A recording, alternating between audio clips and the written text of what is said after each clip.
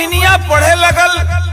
10 वर्ष की उम्र में छोटका भैया राहुल भीख भी अब ना मांगत बा। जवना हॉस्पिटल में ओकर मतारी मरल रहे वही हॉस्पिटल के गेट पर जाके दातुअन बेचे के काम करे लगा।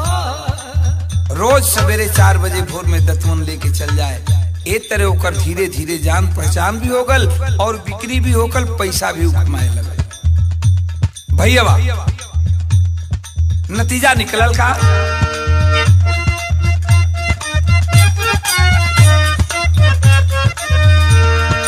रेखा के पढ़ावे बीरानवा हो। अरे रेखा के पढ़ावे बीरानवा हो, भीख मांगे।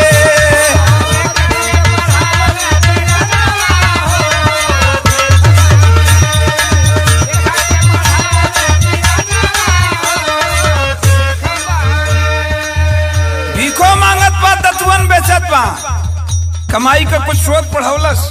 लेकिन यही बीच एगो और घटना घटल। देखा भगवान के लीला। रेखा के पढ़ावे बीरानवा हो, भीख मांगे। घायल भइले सेठ के लालानवा हो, भाग जागे।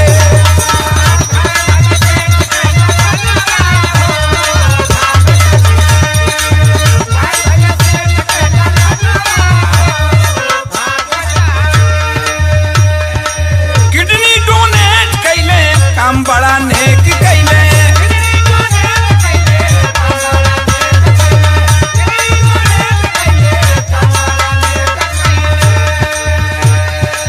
किडनी डोनेट कैले, काम बड़ा नेक कैले। राहुल दीदिया के दिहल कन्यादानवा हो, भीख मांगे। अरे भीख मांगे।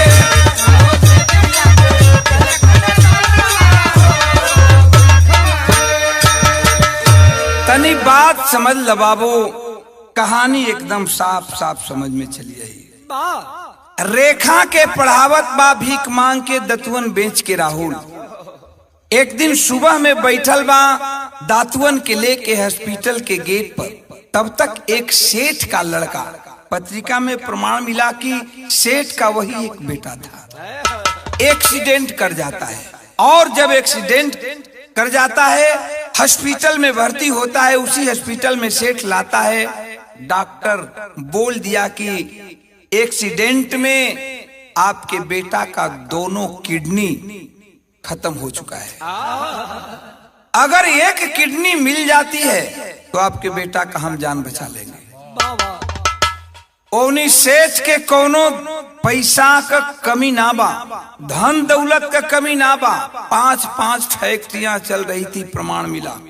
3 फैक्ट्रियां कपड़ा की, 3 कपड़ा का मिल गुजरात में बा, 2 कपड़ा का मिल ही बंबई में बा।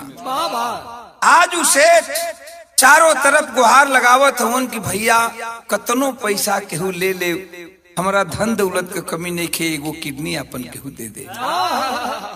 कोई तैयार नहीं हुआ बाबू। सेठ रोने लगा कि एक ही बेटा है, भगवान ने सब कुछ दिया लेकिन ये क्या कर दिया। अगर मेरा बेटा मर जाएगा ये धन दौलत किस काम का। सेठ रो करके गुहार लगाता है कि भैया कोई नेक काम कर दे, इंसानियत कर दे।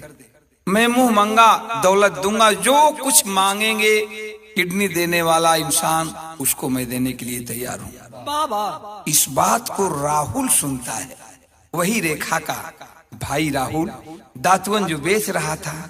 विचार करने लगा, विचार करे लगल कि माई मर गईलन, माई मर गई, बाबू मर गईलन, एगो बहिन बेबड़, बेटी पराई धन होलिन। बाबू माई के मुअला के बाद ओकरा खाती हम ही बाबू बानी, हम ही माई बानी।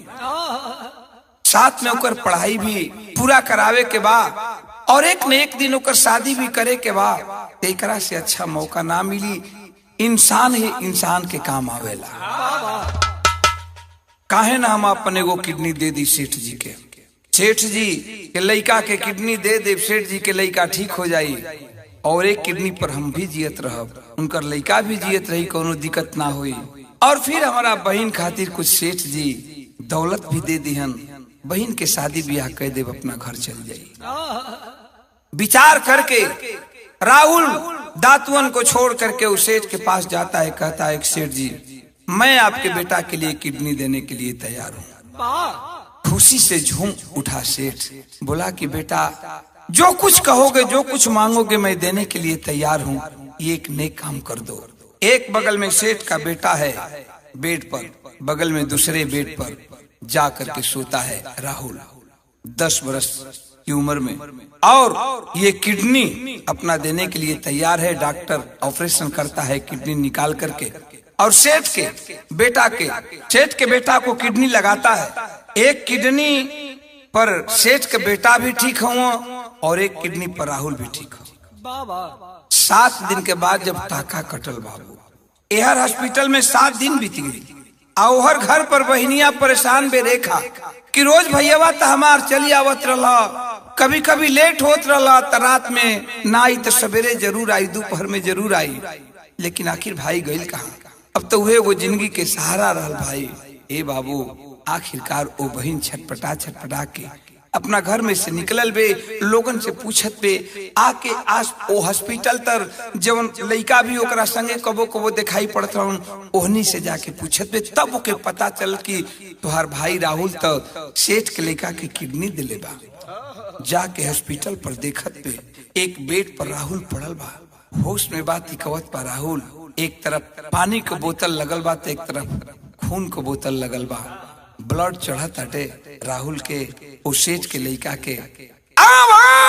आवाक हो जाती है वो रेखा, रोने लगती है, अपने भाई के बेड पर जाकर के कहती है कि भाई तुम क्यों ऐसा किया, मेरे लिए किया, मैं किसी तरह से तेरे साथ जिंदगी बिता लूंगी, लेकिन तुम अपना दशा क्यों इस तरह से बना लिया।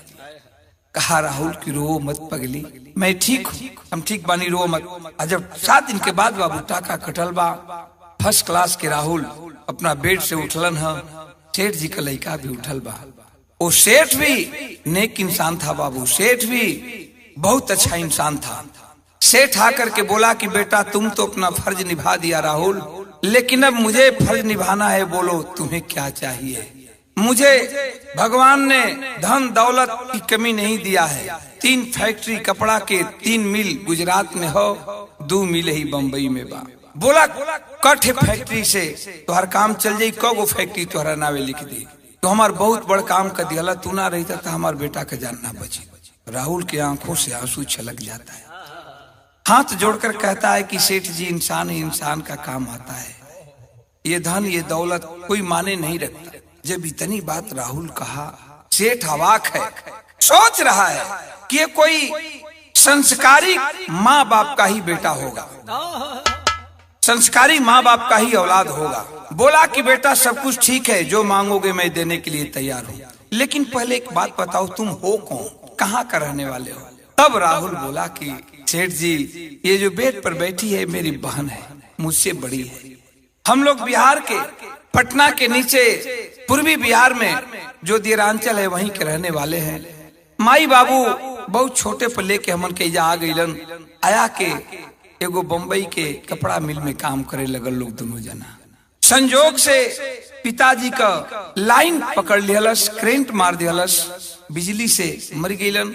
अजबी दशा सुनलस मतारी तो ओकर दोनों वही मिल में, कपड़ा के मिल में हाथ मशीन में धरा गए, दोनों हाथ गंवा दियलस। जब बाबूजी के मौत के खबर सुनलस तो माई बर्दाश्त ना कैलस, गम के ये दुनिया के छोड़ के चल दियलस। सेठ कहा कि तुम कौन हो, क्या तेरे बाप का नाम बाबूलाल नहीं न था। रो करके वो लड़का राहुल हाथ जोड़कर कहता है कि हाँ सेठ जी, मेरे बाप का नाम बाबूलाल और माँ का नाम प्रिया। सेठ अवाक है, सोच रहा है कि अरे बाबूलाल और प्रिया तो मेरे ही कपड़ा के मिल में काम करते थे बम्बई, ये उन्हीं दोनों का बेटा है जो जिंदगी भर मेरे मिल में काम करते रहे, और बड़ी सच्चा इंसान था बाबूलाल। और उसकी पत्नी, कभी मैं गुजरात से आता था तो मिलता था बाबूलाल से, लेकिन अफसोस है कि उसके मौत के बाद मैं अपने बम्बई वाला मिल में नहीं जा पाया, गुजरात के ही कारोबार संभालता रहा। कहा कि बेटा चिंता मत करो, तेरे माँ बाप मेरे ही मिल में काम किया करते, बताओ तुम्हें क्या चाहिए।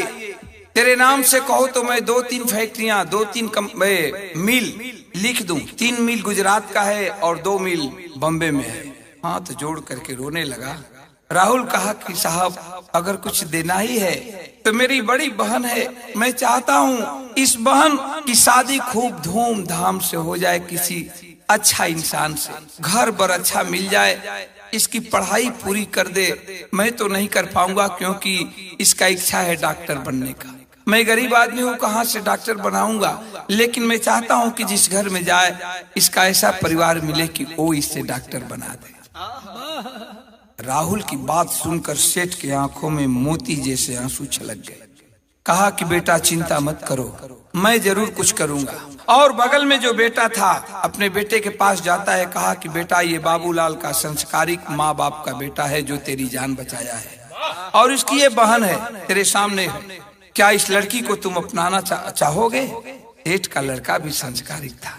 कहा कि पिताजी जिसके माँ बाप हम लोगों के फैक्ट्री में जिंदगी गुजार दिए, और उसका बेटा भी अंततोगत्वा मेरे काम आया कि अगर वो नहीं रहता तो मैं बच नहीं पाता, अगर किडनी अपना नहीं देता तो मैं बच नहीं पाता। तो इससे हो भाग्य क्या होगा, कम से कम ये कर्ज उतारने के लिए उस लड़की को मैं सहज तैयार हूँ, स्वीकार करता हूँ। बड़ी धूमधाम से उसी डोंबिवली में, बंबई के उसी डोंबिवली में, उसी गरीबों की झोपड़ी में उसकी खोली में शादी होती है बाबू।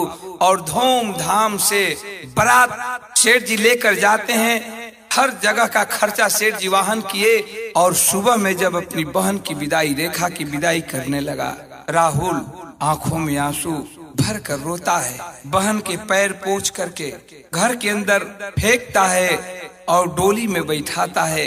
गाड़ी में जब बैठाता है, एक तरफ बहन रो रही है, एक तरफ भाई रो रहा है, लेकिन भाई रो करके बहन से एक बात कहता है। क्या कहता है बाबू?